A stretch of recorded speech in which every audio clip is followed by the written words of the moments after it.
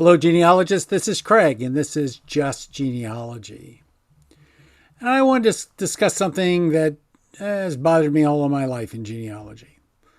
People will walk up to me and they'll say, "Help me with this problem." In so many words. Maybe they don't just say that, but they'll they want help with the problem. And so, you know me, I'll give them what my answer is because I'm a know-it-all and I have an answer for everything. And most of the times I'm right in my assessment. Sometimes I'm wrong. Sometimes people come back to me and say, I did what you told me to do, but that didn't get me what I needed to know.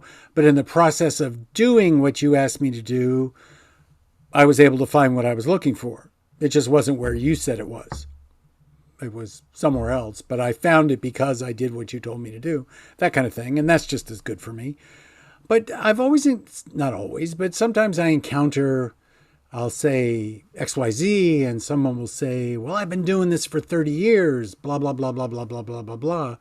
And so there's a skill that as a genealogist you have to acquire. And it not only deals with you're dealing with other genealogists that are out there to help you because you pretty much asked them to, or a genealogical librarian who gets paid to help you. And they must love their work. They're all saints as far as I'm concerned. But one of the things that you have to do is you have to learn to analyze your own research methods and habits.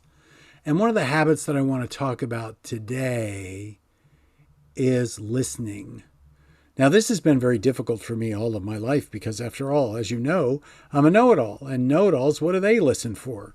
It took me years to realize that in order to be a better know-it-all, I had to listen more because in the process of listening, I would learn more and therefore I would be a better know-it-all. It's simple.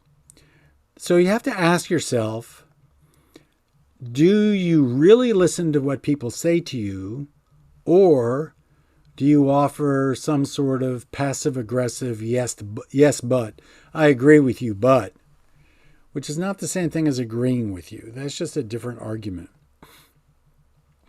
And then you also have to ask yourself, do I really know why I'm asking this question?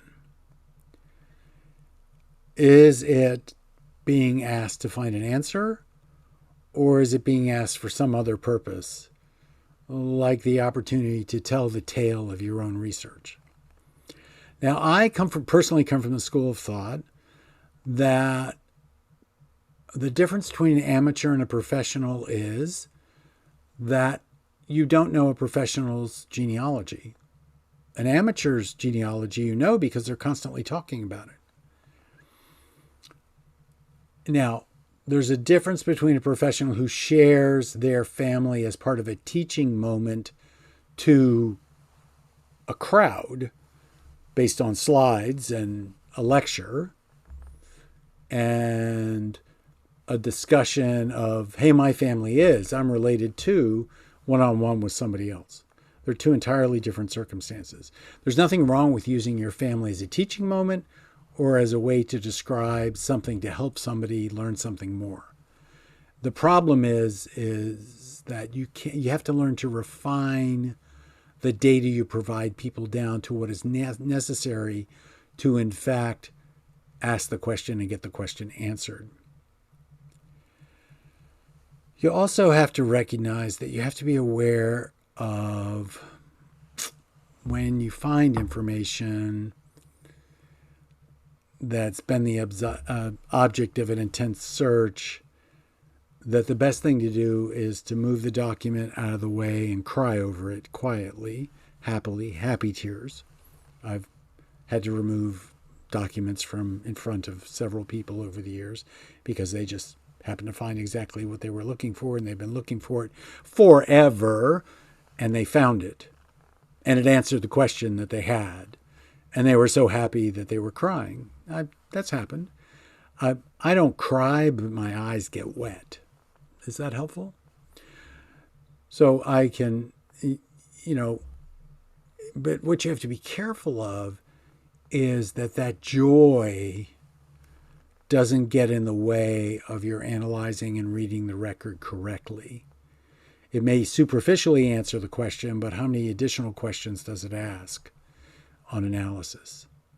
You want to make sure that your emotions are calm enough that you can properly cite what you have recorded thoroughly. In other words, don't let the emotion get the best of you. So one of the things that comes out of that opportunity, that I don't know whether you've ever had this happen or not, but all of a sudden your whole body feels very warm and it just washes. Did you hear that R in that wash? Washes right over you. And that happens because you've been tenacious, because you've been determined, and because you have a positive attitude about your research. So what I've attempted to share with you today is the value of listening, the value of being calm when, in fact, you've just hit the gold mine, and the value of tenaciousness and determination and being able to find that gold mine because you've worked so diligently to get to it. So this is Craig. This is Just Genealogy, just a short one, just to share, just one of those philosophical moments. I've talked to you about, tell me about what books, tell me what problems. I'm more than willing to talk philosophically too, because basically on the inside I'm a genealogical philosopher. I guess that's the only way to put it. But I don't think there's a job description out there anywhere for that. We're now up to 550 subscribers. We've had 1,200 watched hours. These are all good things. Thank you for telling your friends. Thank you for subscribing. I look forward to talking to you tomorrow.